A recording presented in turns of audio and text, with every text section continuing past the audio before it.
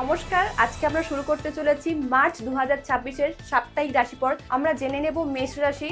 এই সপ্তাহে আপনার ভাগ্যের উন্নতি হতে চলেছে এবং তার সাথে চাকরিতে নতুন উন্নতি হতে চলেছে, তার সাথে আপনার নতুন যোগ তৈরি হতে পারে। এরপর আমরা বৃষ রাশিতে আসতে চলেছি, যে বৃষ রাশি আপনার কেমন যেতে চলেছে। পরিবারের দিক থেকে আপনার শুভ সময় আসতে চলেছে, তবে খরচের দিক থেকে একটু নজর রাখতে হবে। নেক্সট রাশি মিথুন রাশি। কর্মক্ষেত্রে সুসংবাদ আসতে চলবে এবং ব্যবসায় আপনার উন্নতি হতে পারে। কর্কট রাশির ক্ষেত্রে 20 যোগের একটা যেহেতু যোগ সৃষ্টি হয়েছে, তার ফলে আপনাদের একটু সাবধানে থাকতে হবে, কিন্তু কর্মক্ষেত্রে একটা উন্নতির জায়গা দেখা দিতে পারে। সিংহ রাশির ক্ষেত্রে আপনি কাজের জায়গায় নতুন বদলির সম্ভাবনা দেখতে পারেন এবং নতুন প্রেমের প্রস্তাব পেতে পারেন। কন্যা রাশির ক্ষেত্রে পারিবারিক বিবাদ একটু এড়িয়ে চলতে হবে এবং নিজের স্বাস্থ্যের প্রতি যত্নবান হতে হবে। তুলা রাশির ক্ষেত্রে প্রেমের ক্ষেত্রে নতুন মোড় রয়েছে এবং ব্যবসার ক্ষেত্রে নতুন যোগের সৃষ্টি হতে চলেছে।